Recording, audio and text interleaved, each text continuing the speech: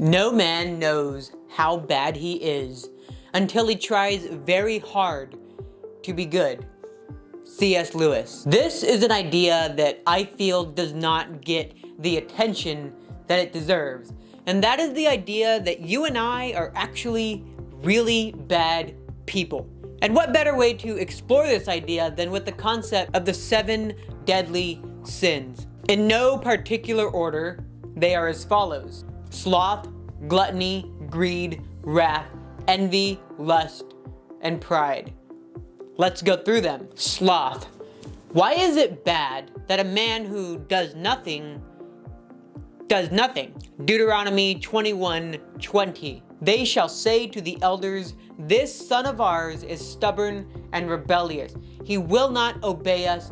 He is a glutton and a drunkard." This passage only makes sense when you realize that this is a parent talking about their lazy adult child. The next line makes it even more interesting because it says, "Then all the men shall stone him to death." Why? Because you should fear becoming lazy.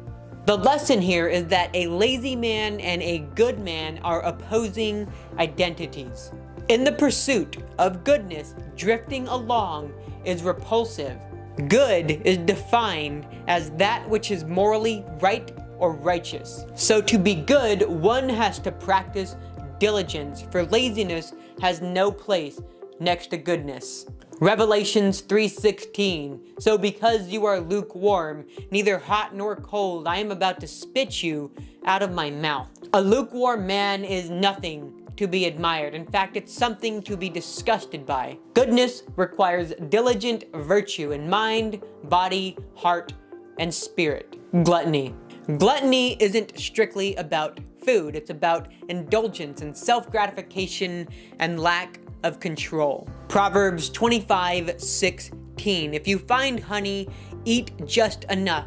Too much of it, and you will vomit. We live in a culture that seeks pleasure as the highest good, and pleasure shows itself in excess in 3 different ways: food, sex, and materialism. But why is gluttony such a bad sin if it doesn't hurt anyone? Well, let's take a look at Proverbs 25:28, and we read, "A man without self-control is like a city broken into and left without walls." In other words, a city without walls is defenseless and open to attack. But open to attack from what? Well, attacks from other temptations and other sins like lust, greed, and sloth. And so this is where we get the counter virtue of temperance. Temperance is about self-control. 2 Timothy 1:7.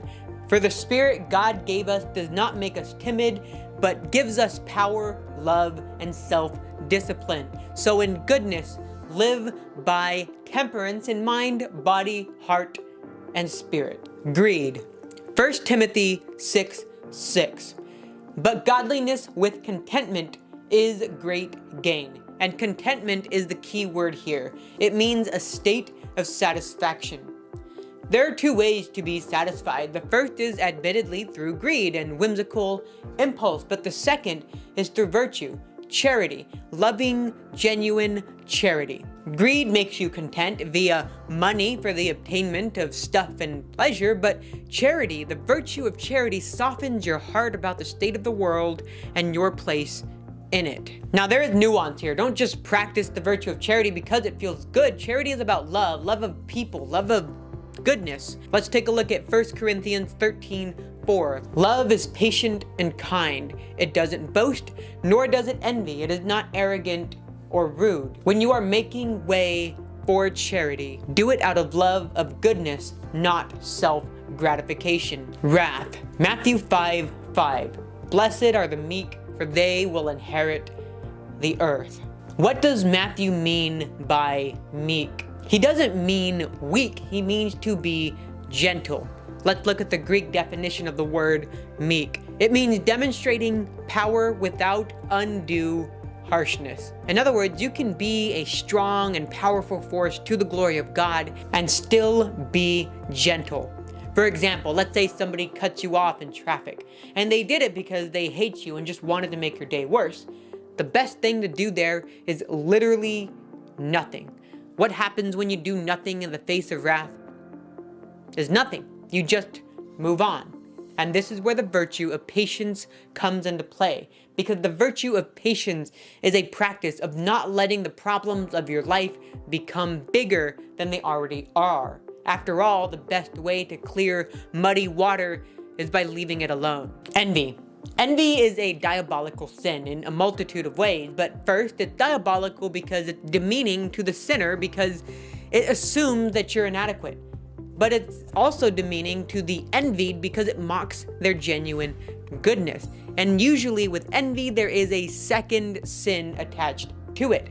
Now imagine something with me. Imagine you are lusting after somebody, not being attracted, but lusting after someone. You see, what envy does is it adds a secondary layer of sin and immorality. Because what it says is that you envy that person's looks, and you look at that person's really attractive face and you say, I want that for myself, and I want that really attractive face to make me feel good. And it's really creepy and it's really possessive. And so what this does for the sinner is that it strips the person of their dignity and innocence in your eyes and your selfish desire to feel good. This sin is diabolical, it's wicked, and it's ultimately creepy. And let's be real, envy gets a hold of you more than you probably give it credit for. In the body of sin, pride may be at the head, but the tail of envy always follows. So what is the counter to envy?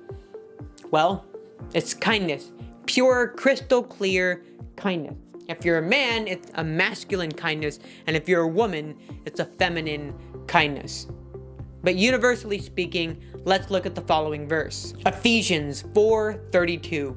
Be kind and compassionate to one another. Forgive each other just as in Christ God forgave you. Despite your thoughts in envy, be kind, and in due time, your thoughts in themselves will become kinder. Lust. I wholeheartedly believe that the sexual revolutions is the biggest loss and normative everyday virtue that the West has ever seen. In summary, it was about this. Let us stop appeasing men and this patriarchy with our purity and chastity. And this same wave of feminists that proclaimed this went out and gave men and the patriarchy exactly what they wanted, which is more sex, except this time without the work, without the virtue, without the love and respect that a biblical man is supposed to have for women. And when I think about this particular issue, there's a weird sadness that kind of dawns on me, and I can't put my finger on why, and most people tend to take an angry approach towards this issue. Examples would be Andrew Tate, Fresh and Fit, or the Whatever podcast sometimes.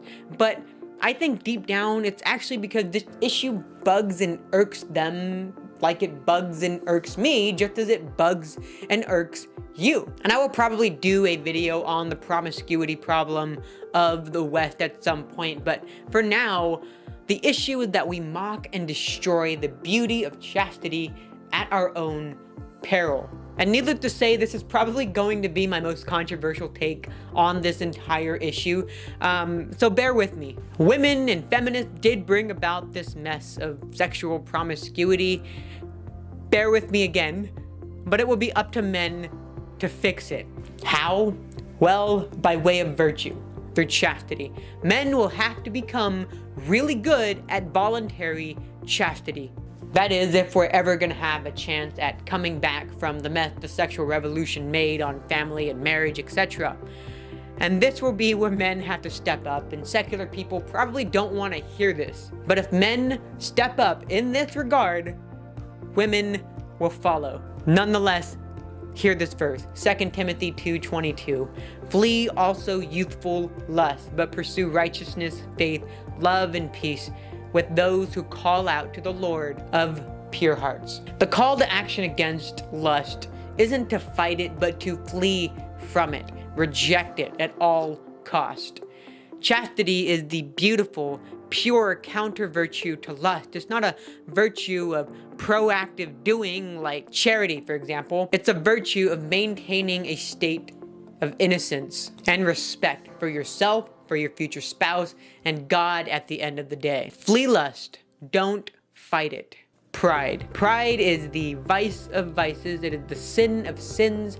Pride says, my truth, my life, my prosperity above all else. Proverbs 11:2. When pride comes, then comes disgrace, but with humility comes wisdom. Pride is loud, boastful, and reckless. But more so, what makes this the vice of vices?